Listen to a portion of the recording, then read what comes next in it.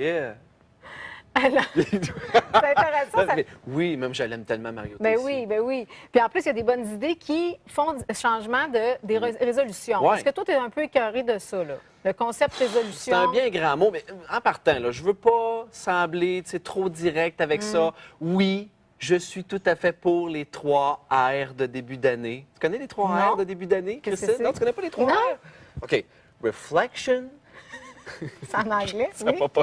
Non, c'est rétrospection, Oui. réflexion et résolution. Ah oui? Oui, oui, oui. Ah, c'est Ça, les ce sont 3 les R. 3 R de début d'année. Et j'ai absolument rien contre les 3 R de début d'année. Je pense OK. que c'est très bien de prendre un moment pour faire une rétrospective, regarder comment Petit s'est bilan. passée notre année, faire un bilan, penser à comment ça s'est passé, qu'est-ce que tu veux faire de plus et comment tu veux t'ajuster, prendre des nouvelles résolutions. C'est fantastique, mais en même temps, malheureusement, le terme résolution est très à la mode, mais il n'est Mais pas il est à très la appliqué négative au quotidien. aussi. Non, C'est c'est souvent, ça. on C'est un dit, peu je vais à la arrêter de négative. faire Ouais. ça. Tu sais, puis là, c'est lourd, ça part mal. Non seulement c'est lourd, puis surtout, c'est que, justement, j'y viens, parce qu'aujourd'hui, ce que j'avais envie de vous parler, ce que j'avais envie de partager avec vous, chers spectateurs, c'est plutôt je ne sais pas si ça se dit ça, les priorités prioritaires pour commencer l'année. Ça se dit-tu, ça? Oui, je pense, Bon, moi, OK, je pense tu me donnes la qu'on permission on se aujourd'hui? permet de le dire. OK, c'est bon. Donc, les choses qu'on peut faire pour commencer l'année en beauté Ouais. qui vont faire une différence, non seulement dans votre début d'année, mais aussi tout au long de votre année si vous en prenez l'habitude. Alors, la première chose,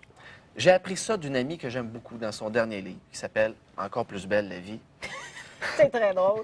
qui s'appelle Fous-toi la paix. Oui. Tu sais, quand tu dis « je me fous la paix » Oui. dans un de tes chapitres, j'aime tellement Oui. cette partie-là parce que moi, je suis quelqu'un qui a beaucoup de « il faut que ». Je suis sûr à la maison, ça vous arrive aussi. Hein? Là, il faut que c'est si, l'air il du faut que faucon. ça, du faucon. C'est exact. l'air du faucon. Voilà, Ça fait des exactement. années qu'on est dans l'air du faucon. Il faut que ça arrête. Et ça. c'est épuisant de faire ça. À un moment Oui. donné, tu te retrouves que tu commences l'année, tu es déjà en retard sur tes résolutions de l'année passée, puis là, en plus, tu t'en rajoutes par-dessus Ouais. le tas des « il faut que ci, il faut que ça ». Et tout ce que ça fait, c'est que ça génère de la pression, ça génère du stress. Puis tu commences ton année déjà contracté de « il faut que ». On lâche Pour ça. l'amour du ciel, foutez-vous la paix.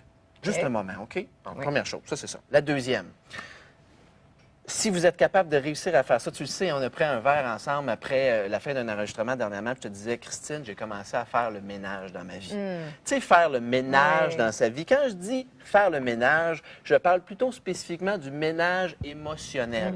Parce Se que souvent, libérer. exactement, parce que ce qui arrive, c'est que souvent, tu as plein de petits non-dits.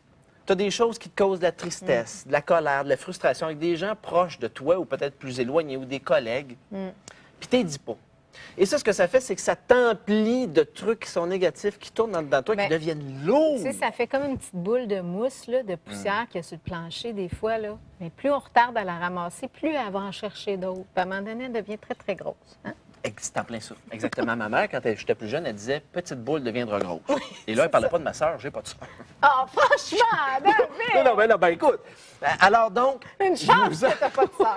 Alors, je vous encourage fortement, faites le ménage. Les gens dans votre vie, la vérité va vous libérer. Donnez-vous la peine de dire la vérité aux gens qui sont proches de vous. Alors ça, c'est J'adore une ça. deuxième chose. Oui. Troisième chose, engagez-vous avec un rêve que vous avez. Pas 56 000, là, pas une résolution, juste un rêve, un truc que vous aimeriez réaliser, que ce soit de commencer à jouer de la guitare, des cours de chant, comme par exemple, toi, tu as commencé la calligraphie l'année dernière, Oui. je me trompe pas? Oui. Bon, c'est un rêve que tu avais, tu as commencé, tu t'es engagé là-dedans. Alors, peu importe ce que vous avez trouvé, un rêve et Allez au bout de ça. engagez-vous à le faire. C'est bon. Bon, un petit Une dernier. dernière chose, rapidement. Faites l'amour. Ah, S'il vous plaît, je vous en supplie. Et si vous êtes célibataire, vous dites « Ouais, mais là, j'ai pas personne avec moi, je peux pas faire l'amour. » Il y a plusieurs manières de se faire l'amour. Hein? Tu peux te faire l'amour toi-même en allant au spa, en te payant un massage, une gâterie, tu sais, quelque chose qui te fait du bien, là, pas juste dans l'acte physique, OK? Ça peut être d'autres choses. Bon, voilà, c'est ça. alors c'est là-dessus qu'on termine cette charmante chronique avec David Bernard.